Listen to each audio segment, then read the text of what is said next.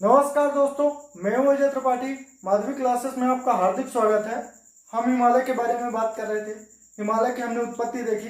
उत्पत्ति दो सिद्धांतों के आधार पर देखी। एक था कोबर महोदय का भूसन्निधि सिद्धांत, दूसरा था प्लेट विवर्तनीय सिद्धांत। उसके बाद हम हिमालय की समांतर श्रेणियों की बात कर रहे थे, तो उसमें हमने ट्रांस हिमालय देख ली थी। आज हम देखेंगे महान हिमालय, लघु हिमालय और शिवालिक हिमालय।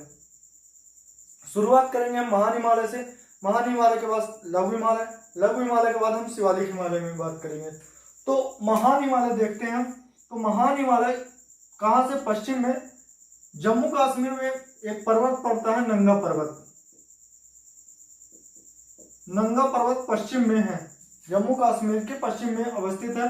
नंगा पर्वत के बाद जम्मू कश्मीर में विस्तार यही है। उसके बाद हिमाचल प्रदेश, हिमाचल प्रदेश के बाद उत्तराखंड, उत्तराखंड के बाद नेपाल की सीमा बनाता हुआ सिक्किम राज्य में प्रवेश करता है। सिक्किम राज्य के बाद समांतर चलता हुआ अरुणाचल प्रदेश के ऊपर तिब्बत वाले क्षेत्र में यहाँ पे एक पर्वत पड़ता है, उसका नाम है नामचा वर्मा पर्वत। नामचा वर्मा पर्वत। इसके बाद दक्षिण में मुड़ जाता है। तो जो महान हिमालय है, महान हिमालय पश्चिम में नंगा पर्वत से शुरू होकर पूर्व में नामचा वर्मा पर्वत तक उसका विस्तार है। महान हिमालय के उत्तर में क्या पड़ता है? ट्रांस हिमालय, जो हिमालय का भाग नहीं माना जाता है। और महान हिमालय के दक्षिण में यहाँ पे 5 श्रेणियां हैं जो लघु हिमालय की हैं, लघु हिमालय के हैं। और लघु हिमालय के दक्षिण में क्या पड़ता है? शिवालिक हिमालय।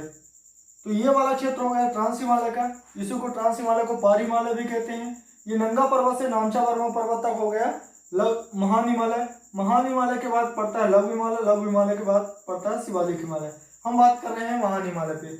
महान हिमालय पश्चिम में नंगा पर्वत से लेके पूर्व में नामचा वर्मा पर्वत तक विस्तार है। महान हिमालय में दुनिया की 10 सबसे ऊंची चोटियां जो हैं वो महान हिमालय में पाई जाती हैं। महान हिमालय में दुनिया की सबसे ऊंची 10 चोटियों में कौन कौन सी है? एवरेस्ट है, कंचनजंगा है, मकालू है, मसालू है, धौलागिरी है, अन्नपूर्णा है, नंदा देवी है, त्रिशूल है, कामित है, बंदरपूछ है। ये जो दुनिया की 10 सबसे ऊंची चोटियां हैं वो महान हिमालय में पाई जाती है। दुनिया की और पर्वत चोटियों की बात करते हैं, जैसे एकांकागुआ हो गई, माउंट मैकिनले हो गई, और ऑस्ट्रेलिया के माउंट कोसिस्को है। इनकी जो ऊंचाई है, इनकी ऊंचाई समथिंग 5000 किलोमीटर की, 5000 मीटर की है।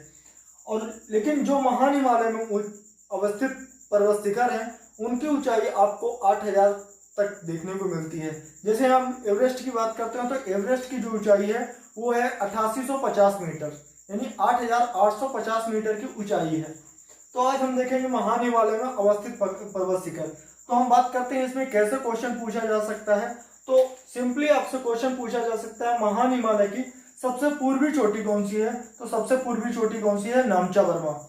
फिर आपसे क्वेश्चन पूछा जा सकता है, पूर्व से पश्चिम की पर्वत शिखर का विस्तार बताइए, विस्तार का क्रम बताइए। कौन सा है पूर्व में, उसके बाद कौन सा है, उसके बाद कौन सा है पश्चिम में? हम बढ़ते हैं तो कौन कौन से पर्वत शिखर मिलते हैं। तो सबसे पूर्वी चोटी कौन सी हो गई? नामचा वर्मा।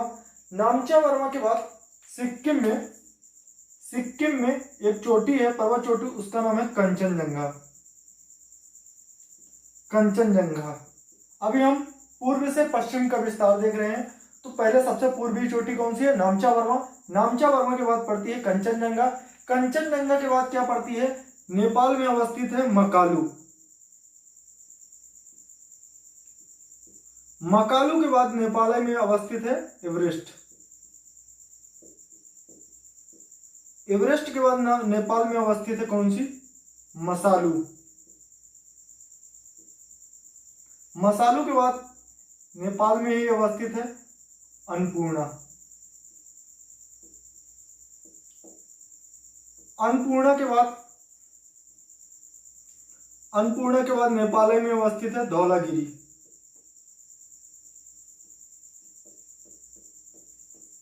धौलागिरी के बाद उत्तराखंड में भारत का जो क्षेत्र है, उत्तराखंड एक राज्य है, उत्तराखंड में अवस्थित है नंदा देवी।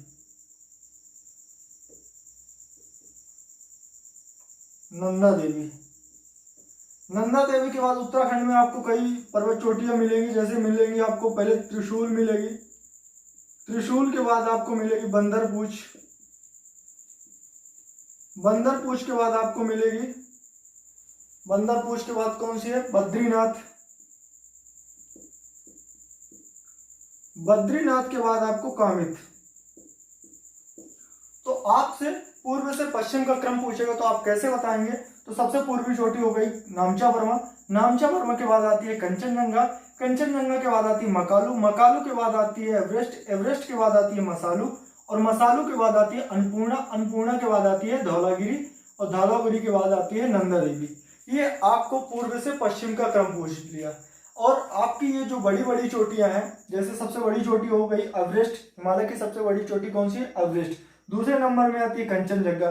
तो इनका भी क्रम पूछ सकता है कि सबसे बड़ी चोटी, ये 4-5 चोटी आपको बीच की दे दी जाएगी, उसमें से क्रम पूछ लेगा, पूर्व से पश्चिम पूछ लेगा, पश्चिम से पूर्व पूछ लेगा।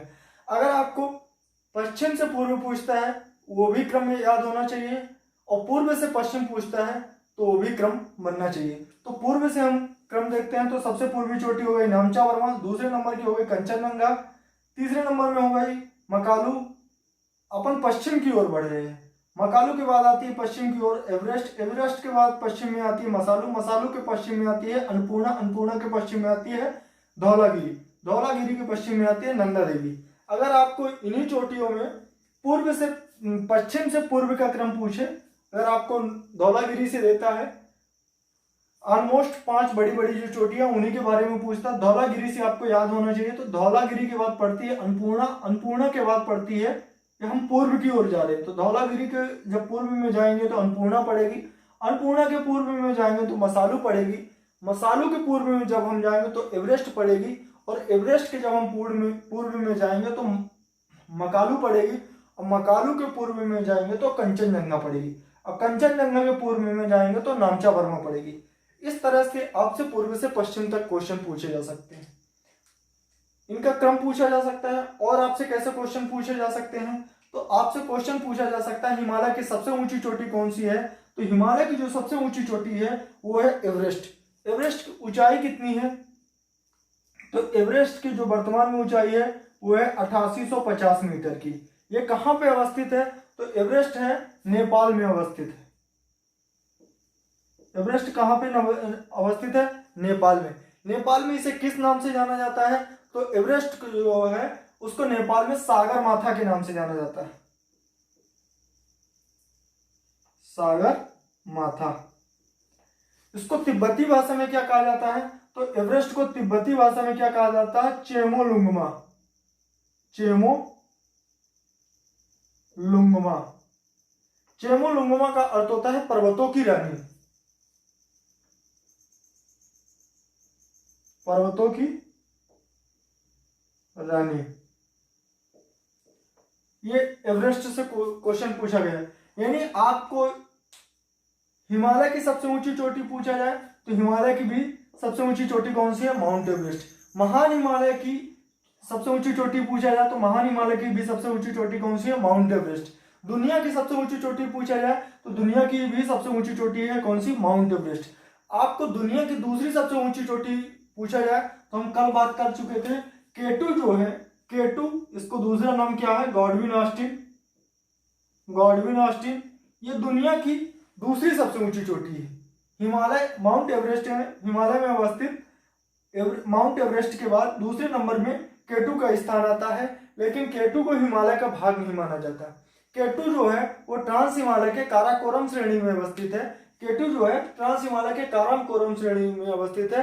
जो ट्रांस हिमालय है उसको हिमालय का, हमने कल बात की थी कि हिमालय का भाग नहीं माना जाता, इसलिए केटू जो है वो हिमालय की दूसरी सबसे ऊंची चोटी नहीं कहलाएगी, केवल विश्व की ही दूसरी सबसे ऊंची चोटी कहलाएगी, ना कि हिमालय की। हिमालय की दूसरी सबसे ऊंची चोटी पूछा जाएगा तो दूसरी सबसे ऊंची चोटी कौन सी है? कंचनजंगा। कंचनजंगा की ऊंचाई कितनी है? तो कंचनजंगा की जो ऊंचाई है वो है 8598 मीटर। कंचनजंगा भारत के सिक्किम राज्य में अवस्थित है, सिक्किम राज्य में। तो आपसे क्वेश्चन कैसे पूछा जाएगा? कंचनजंगा से कैसे क्वेश्चन पूछा जा सकता है कि भारत में अवस्थित हिमालय की सबसे ऊंची चोटी कौन सी है? तो भारत में अवस्थित जो हिमालय की सबसे ऊंची चोटी है वो कंचनजंगा है। ना कि माउंट एवरेस्ट। माउंट एवरेस्ट जो है वो नेपाल में अवस्थित है। भारत में अवस्थित हिमालय की सबसे ऊंची चोटी कौन सी है? कंचनजंगा, जिसकी ऊंचाई कितनी है? 8598 मीटर। और जो कंचनजंगा है वो हिमालय की दूसरी सबसे ऊंची चोटी है। दूसरी सबसे ऊंची चोटी कौन सी है? कंचनजंगा। तीसरे नंबर की सबसे ऊंची चोटी कौन सी है? तो तीसरी नंबर की जो सबसे ऊंची चोटी है वो है मसालू। मसालू कहाँ पे अवस्थित है? तो मसालू भी नेपाल में अवस्थित है। इसकी ऊंचाई कितनी है? इसकी ऊंचाई है 8502 मीटर। अब चौथी सबसे ऊंची चोटी कौन सी है? तो चौथी जो सबसे ऊंची चोटी है वो है मकालू। मकालू की ऊंचाई कितनी है? तो मकालू जो है ये भी नेपाल में अवस्थित है। इसकी ऊंचाई है 8481 मीटर। 8481 मीटर। अगर पांचवी भी पूछ लिए तो आपको पांचवी, हिमालय की पांचवी सबसे ऊंची चोटी कौन सी है? तो पांचवी जो हिमालय की सबसे ऊंची चोटी है वो है धौलागिरी। धौलागिरी की ऊंचाई है 8172 मीटर।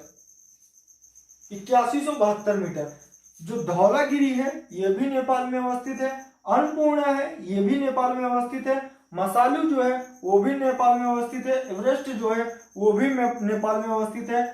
मकालू जो है वो भी नेपाल में अवस्थित है। कंचनजंगा मात्र भारत के सिक्किम राज्य में अवस्थित है। और जो नामचा वर्मा है वो तिब्बत वाले क्षेत्र में अवस्थित है। ये भी भारत में नहीं अवस्थित है। ये अरुणाचल प्रदेश के पूर्व वाला जो क्षेत्र है वो तिब्बत वाले क्षेत्र में नामचा वर्मा अवस्थित है। तो आपसे ऊंचाइयों में क्रम पूछा जा सकता है। हिमालय की सबसे ऊंची चोटी कौन सी है? तो पहले नंबर में कौन सी है? Mount Everest. दूसरे नंबर की कौन सी है हिमालय के? तो कंचनजंगा। तीसरे नंबर की कौन सी है? तो तीसरे नंबर की है मसालू। चौथे नंबर की पूछा जाए तो चौथे नंबर की है मकालू। पांचवें नंबर की कौन सी है? तो पांचवें नंबर की है आपका धौलागिरी। छठवें नंबर में आती है अन्नपूर्णा। उसके बाद नंदा देवी। नंदा देवी जो है वो उत्तराखंड में है। उत्तराखंड में कौन कौन सी और है? त्रिशूल है, बंदरपुछ है, बद्रीनाथ है, कामित है। ये दुनिया की जो 10 सबसे ऊंची चोटी हो गई उनका क्रम हो गया। तो अब हमने देख लिया कि कैसे क्वेश्चन पूछे जा सकते हैं। एक बार और हम रिकॉल कर सकते हैं। तो जो दुनिया की सबसे ऊंची चोटी कौन सी है? तो माउंट एवरेस्ट। माउंट एवरेस्ट कहाँ अवस्थित है? नेपाल में अवस्थित है। इसकी ऊंचाई कितनी है? 8850 मीटर। चेमोलुंगमा कहाँ जाना जाता है? तो तिब्बती भाषा में चेमोलुंगमा के नाम से जाना जाता है। चेमोलुंगमा का अर्थ क्या होता है? तो पर्वतों की रानी होता है। और नेपाल में इसे क्या कहा जाता है? तो नेपाल में सागर माथा कहा जाता है। और हिमालय की दूसरी सबसे ऊंची चोटी कौन सी है? दूसरी सबसे ऊंची चोटी है कंचनजंगा, जो भारत में अवस्थित हिमालय की सबसे ऊंची चोटी है। ये कहाँ अवस्थित है? ये सिक्किम राज्य में अवस्थित है। तीसरी सबसे ऊंची चोटी कौन सी है? तो तीसरी सबसे ऊंची चोटी है मसालू। चौथी सबसे ऊंची चोटी कौन सी है? चौथी है मकालू। पांचवी पूछे तो पांचवी आपकी धौलागिरी। उसके बाद जो नंदा देवी है ये भी उत्तराखंड में है। आपको पूर्व से पश्चिम का क्रम याद होना चाहिए। और कुछ जो बड़ी बड़ी चोटियां हैं, जैसे आपको एवरेस्ट की ऊंचाई पता होनी चाहिए, कंचनजंगा की ऊंचाई पता होनी चाहिए। तीसरे नंबर में आती है मसालू और मकालू। ऑलमोस्ट 5 सबसे ऊंची चोटियों के नाम आपको पता होना चाहिए। और ये केटू गॉडविन ऑस्टिन जो है ये दुनिया की दूसरी सबसे ऊंची चोटी है। इसकी भी ऊंचाई आपको पता होनी चाहिए। पिछले लेक्चर में हमने बात की थी कि केटू की ऊंचाई कितनी है। तो केटू की जो ऊंचाई है वो 8611 मीटर की, 8611 मीटर की है। ये हिमालय का भाग नहीं है, ट्रांस हिमालय का भाग है। इसलिए इसे हिमालय का भाग नहीं माना जाता है, क्योंकि ट्रांस हिमालय को भाग नहीं माना गया है। ये हो गया आपको महान हिमालय। महान हिमालय की सबसे ऊंची चोटियों के बारे में ही क्वेश्चन अधिकांश पूछे जाते हैं। अब हम बात करते हैं लघु हिमालय के बारे में।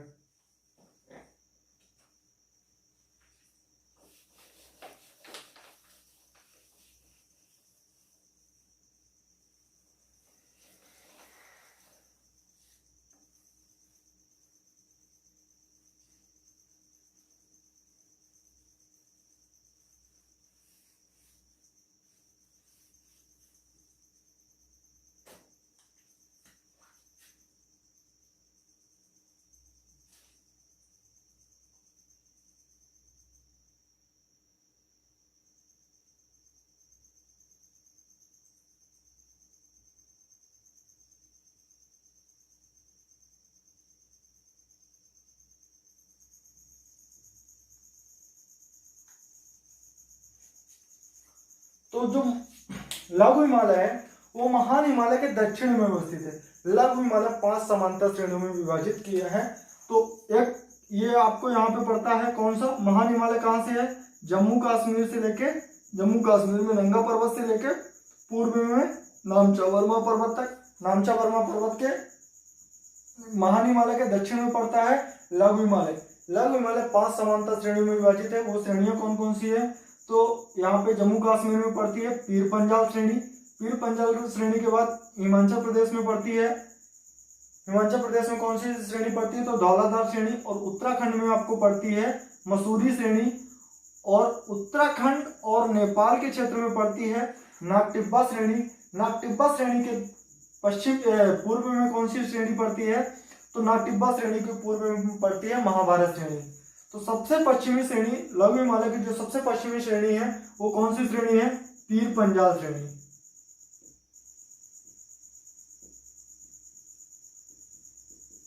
पीर पंजाल श्रेणी के बाद जब पूर्व की ओर पढ़ते हैं तो हिमाचल प्रदेश में पड़ती है धौलाधार श्रेणी, धौलाधार श्रेणी। धौलाधार श्रेणी के बाद उत्तराखंड में पड़ती है मसूरी श्रेणी। मसूरी श्रेणी के बाद नेपाल और उत्तराखंड के क्षेत्र में पड़ती है नागटिब्बा श्रेणी। नागटिब्बा श्रेणी के बाद नेपाल में पड़ती है कौन सी श्रेणी, उसका नाम है महाभारत श्रेणी। महाभारत श्रेणी, ये 5 श्रेणियां हैं लघु हिमालय की। जो धौलाधार श्रेणी है इसको हिमाचल हिमालय भी कहा जाता है, क्योंकि जो धौलाधार श्रेणी में हिमाचल प्रदेश की राजधानी जो शिमला है वो धौलाधार श्रेणी में अवस्थित है, इसलिए इसे हिमाचल हिमालय भी कहा जा सकता है। जो पीर पंजाल श्रेणी है, पीर पंजाल श्रेणी के उत्तर में यहाँ पे श्रीनगर पड़ता है, और पीर पंजाल के दक्षिण में यहाँ पे जम्मू पड़ता है, जम्मू पड़ता है। पीर पंजाल श्रेणी में 2 दर्रा है, एक दर्रा यहाँ पे है और दूसरा दर्रा यहाँ पे है। तो जो सबसे पूर्वी दर्रा है उसका नाम है बनिहाल दर्रा, बनिहाल दर्रा। जो जम्मू कश्मीर मार्ग है वो जम्मू से शुरू होकर श्रीनगर जाता है। जो जम्मू कश्मीर मार्ग है वो जम्मू से शुरू होकर कहाँ, श्रीनगर जाता है। तो ये बनिहाल दर्रा, जम्मू कश्मीर मार्ग बनिहाल दर्रे से होकर गुजरता है और श्रीनगर में जुड़ता है। और बनिहाल दर्रे में ही जवाहर सुरंग अवस्थित है। जवाहर सुरंग, जो जवाहर सुरंग है वो कहाँ अवस्थित है, बनिहाल दर्रे में। और ये जो पीर पंजाल श्रेणी और महान हिमालय की श्रेणी के बीच में गैप वाला क्षेत्र पड़ता है, मैदानी वाला भाग पड़ता है, जैसे ये महान हिमालय हो गया, महान हिमालय के बाद यहाँ को कुछ क्षेत्र छुटा है, उसके बाद यहाँ पे पड़ता है लघु हिमालय। तो महान हिमालय और लघु हिमालय के बीच में ये जो क्षेत्र है, ये मैदानी क्षेत्र, ये इसको खुली घाटी भी कहा जाता है। खुली घाटी या कि घाटी मैदान ये भी कहा जाता है। तो खुली, ये जो मैदानी क्षेत्र है यहाँ पे पड़ती है कश्मीरी घाटी। इस क्षेत्र का को क्या कहा जाता है, कश्मीरी घाटी। जो कश्मीरी घाटी है वो पीर पंजाल श्रेणी और महान हिमालय के बीच में अवस्थित है। और धौलाधार श्रेणी और महान हिमालय के बीच में यहाँ पे पड़ती है काठमांडू, माफ कीजिएगा, यहाँ पे कौन सी श्रेणी है, यहाँ पे है कुल्लू कांगड़ा श्रेणी। कुल्लू कांगड़ा श्रेणी, कुल्लू कांगड़ा श्रेणी कहाँ है, तो धौलाधार श्रेणी और महान हिमालय के बीच में ये वाला जो क्षेत्र है ये है कुल्लू कांगड़ा श्रेणी का, कुल्लू कांगड़ा श्रेणी का। और नागटिब्बा श्रेणी के और महान हिमालय के बीच में ये जो क्षेत्र है यहाँ पे पड़ती है काठमांडू श्रेणी, काठमांडू घाटी, काठमांडू घाटी। तो जो कश्मीरी घाटी पड़ती है वो कहाँ पड़ती है, कश्मीरी घाटी पड़ती है पीर पंजाल श्रेणी और महान हिमालय के बीच में। फिर जो कुल्लू कांगड़ा घाटी है, ये घाटी है, कुल्लू कांगड़ा घाटी जो है वो कहाँ पड़ती है, वो पड़ती है धौलाधार श्रेणी और महान हिमालय के बीच में। जो काठमांडू घाटी है वो कहाँ पड़ती है, वो काठमांडू घाटी पड़ती है आपको नागटिब्बा श्रेणी और महान हिमालय के बीच में। कौन सी घाटी पड़ती है, काठमांडू घाटी। जो लघु हिमालय है, कोई भी हिमालय हो, चाहे लघु हिमालय हो, चाहे महान हिमालय हो, चाहे शिवालिक हिमालय, इनका जो पश्चिमी विस्तार होता है इसमें चौड़ाई ज्यादा होती है। जैसे जैसे पूर्व की ओर बढ़ते जाते हैं तो इनकी चौड़ाई क्रम से कम होती जाती है और लास्ट में संबद्ध हो जाते हैं। तो जो महान हिमालय है, महान हिमालय, उसकी जो चौड़ाई है पश्चिमी वाले भाग में कम ज्यादा है, और ऐसे ही लघु हिमालय की भी चौड़ाई पश्चिमी वाले भाग में ज्यादा है, ऐसे ही शिवालिक हिमालय की है। और जैसे हम बात करते हैं कि महान हिमालय की जो ऊंचाई है वो औसतन ऊंचाई सबसे अधिक है। सबसे अधिक औसतन ऊंचाई किसकी है, महान हिमालय की। महान हिमालय की औसतन ऊंचाई मानी जाती है 108 मीटर, और जो लघु हिमालय की औसतन ऊंचाई मानी जाती है वो मानी जाती है 3000 से 4500 मीटर के बीच में। और जो शिवालिक हिमालय की जो औसतन ऊंचाई मानी जाती है तो वो मानी जाती है 1500 से 3000 मीटर की। तो जो लघु हिमालय की जो औसतन ऊंचाई है वो 4500 मीटर तक है, 3000 से 4500 मीटर तक है। तो जब ठंड के सीजन में इनमें बर्फ से ढकी होती है, महान हिमालय की चोटियां 4500 मीटर तक ये बर्फ से ढकी होती है। इनकी ऊंचाई मध्यम होती है, न बहुत ही कम होती है। तो गर्मी के दिन में इनमें जब सूर्य का प्रकाश पड़ता है तो यहाँ पे जमा हुआ बर्फ पिघलने लगता है, और पिघल के आता है जब दक्षिण की ओर का जो तट है, जो लघु हिमालय की दक्षिणी वाला तट है, उसका ढाल तीव्र है, और जो उसका ढाल कुछ ज्यादा तीव्र है। जैसे हम बात करते हैं ये दक्षिणी ढाल है तो दक्षिणी ढाल ऐसे तीव्र है, और जो उत्तरी ढाल है वो क्रमशः है। तो दक्षिणी ढाल तीव्र है, उत्तरी ढाल क्रमशः है। तो उत्तरी ढाल में क्या होता है कि मैदानी स्वरूप बन जाता है, और ये जो ऊपर से बर्फ पिघल के आती है तो यहाँ पे शीतोष्ण मैदान पाए जाते हैं। जो लघु हिमालय के उत्तरी वाले ढाल में शीतोष्ण वन पाए जाते हैं, जो पर्यटन स्थल भी है और सौंदर्यता के लिए भी काफी महत्वपूर्ण है। सौंदर्यता के कारण यहाँ पे पर्यटन स्थल विकसित हुए हैं। तो ये जो यहाँ पे शीतोष्ण घास के मैदान पाए जाते हैं, यहाँ पे जो शीतोष्ण घास के मैदान पाए जाते हैं उनको कश्मीर में मर्ग के नाम से जानते हैं। कश्मीर में किस नाम से जानते हैं, कश्मीर में इनको कहा जाता है मर्ग के नाम से। तो यहाँ पे गुलमर्ग, यहाँ पे सोनमर्ग, गुलमर्ग,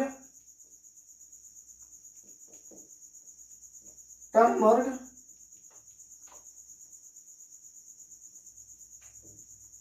इन नामों से मैदान पाए जाते हैं, जो पर्यटन के स्थल भी है और स्वास्थ्य के लिए भी बहुत ही महत्वपूर्ण है। ऐसे ही ये जो घास के मैदान होते हैं जिनको कश्मीर में मृग के नाम से जाना जाता है, उनको उत्तराखंड में बुग्याल और प्यार कहा जाता है। उत्तराखंड में उन्हें बुग्याल या प्यार कहा जाता है। इनको कहाँ कहा जाता है, उत्तराखंड में।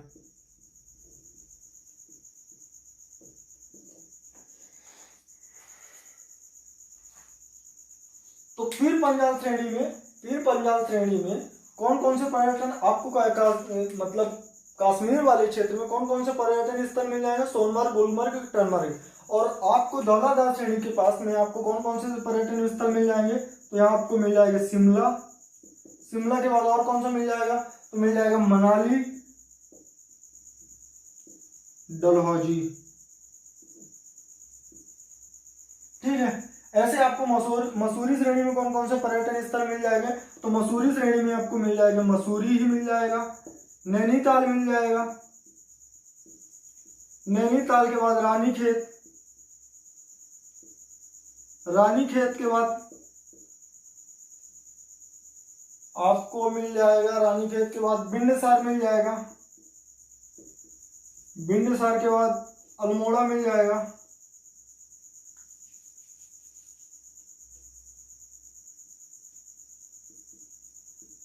जाएगा, ये क्षेत्र पाए जाते हैं। तो आपको अब कैसे क्वेश्चन पूछ सकता है, ऐसे इसके बारे में बात कर सकते हैं। तो लघु हिमालय के जो सबसे पश्चिमी श्रेणी है उससे पूछ सकता है, सबसे लघु हिमालय की सबसे पश्चिमी श्रेणी कौन सी है। तो लघु हिमालय की सबसे पश्चिमी श्रेणी कौन सी है, पीर पंजाल श्रेणी। पीर पंजाल की श्रेणी के बाद पूर्व में कौन सी श्रेणी है, तो पीर पंजाल की श्रेणी के पूर्व में है धौलाधार श्रेणी। धौलाधार श्रेणी के पूर्व में कौन सी श्रेणी है, तो मसूरी श्रेणी। मसूरी श्रेणी के पूर्व में कौन सी श्रेणी है, नागटिब्बा श्रेणी। नागटिब्बा श्रेणी का विस्तार कहाँ है, तो नागटिब्बा श्रेणी का कुछ विस्तार उत्तराखंड में है, कुछ विस्तार नेपाल में है। और पांचवी जो श्रेणी है वो है महाभारत श्रेणी। महाभारत श्रेणी का विस्तार कहाँ है, नेपाल में है। आपसे क्वेश्चन पूछ सकता है कि पीर पंजाल दर्रा कहाँ अवस्थित है। तो पीर पंजाल जो दर्रा है, पीर पंजाल दर्रा यहाँ पे कहाँ पे है, पीर पंजाल श्रेणी में। पीर पंजाल श्रेणी में दो दर्रे हैं, एक का नाम है पीर पंजाल दर्रा, दूसरे का नाम बनिहाल दर्रा। बनिहाल दर्रे में ही जवाहर सुरंग है। जो बनिहाल दर्रा है वो जम्मू को श्रीनगर से जोड़ता है। और जो कश्मीरी घाटी है, कश्मीरी घाटी वो पीर पंजाल श्रेणी और महान हिमालय के बीच में पाई जाती है। और जो कुल्लू कांगड़ा घाटी है, कुल्लू कांगड़ा घाटी वो धौलाधार श्रेणी और महान हिमालय के बीच में पाई जाती है। जो काठमांडू घाटी है वो नागटिब्बा श्रेणी और महान हिमालय के बीच में पाई जाती है। ये इस तरह से आपको क्वेश्चन पूछा जा सकता है। आपसे क्वेश्चन पूछा जा सकता है बुग्याल घास के मैदान कहाँ पाए जाते हैं, तो आपका आंसर होगा उत्तराखंड में। आपसे क्वेश्चन पूछा जा सकता है मर्ग नाम से जो घास के मैदान होते हैं वो कहाँ पाए जाते हैं, तो जम्मू कश्मीर वाले क्षेत्र में सोनमर्ग, गुलमर्ग, टनमर्ग के नाम से जाने जाते हैं। और ऐसे आपको बुग्याल का दूसरा भी क्या, उत्तराखंड में जो बुग्याल नाम से घास के मैदान पाए जाते हैं उन्हें प्यार भी कहा जाता है। इस तरह से आपसे लघु हिमालय से क्वेश्चन पूछे जा सकते हैं। अब हम बात करते हैं शिवालिक हिमालय के बारे में। शिवालिक हिमालय जो है लघु हिमालय के दक्षिण में है। शिवालिक हिमालय लघु हिमालय के दक्षिण में।